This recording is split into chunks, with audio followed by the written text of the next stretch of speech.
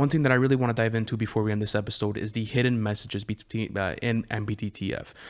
There's a lot of stuff that flies over people's head because of the extravagant, producing and, the crazy features, the bangers, but there is a lot of content matter in here.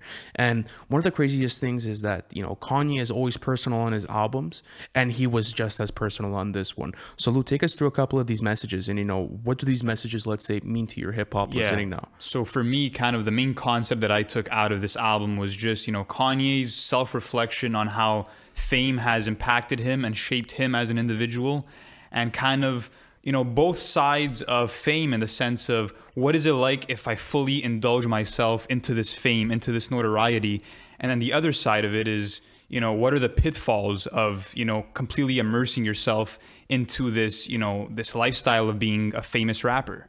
What are the pitfalls and what are the strong points? And I think that something that kind of flies over a lot of people's heads is the alternate cover where we have Kanye's decapitated head with a sword next to it. And to me, that kind of represented the media ripping him apart and cutting him to shreds. And that was the leftover, was Kanye's head.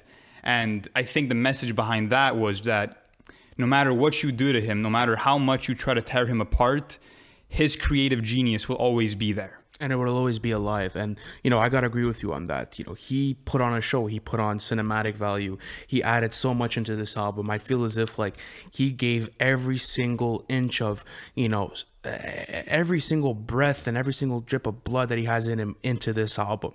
He left it all in the studio.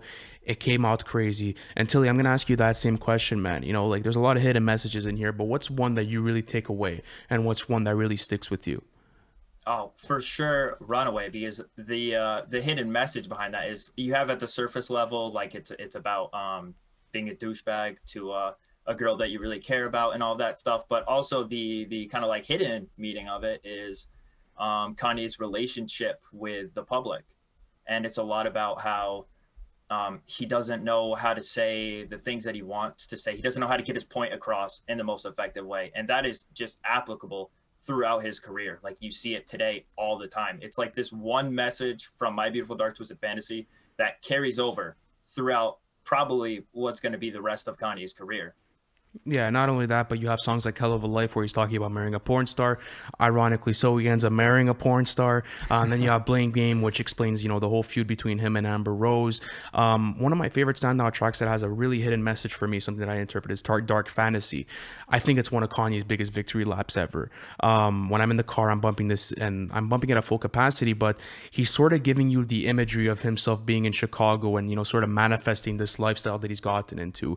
And it's crazy to see because he talks about, fantasizing this back in Chicago, and you look at him and you're like, wow, this guy has literally came from nothing and has built, to this day, which is $1 billion empire. He's officially a billionaire and shit. So that's what's crazy about Kanye West, is that he has came from nothing and he was able to deliver one of the greatest albums to ever grace hip hop, because you could probably say that too, So I love the album. There's a lot of hidden messages behind it.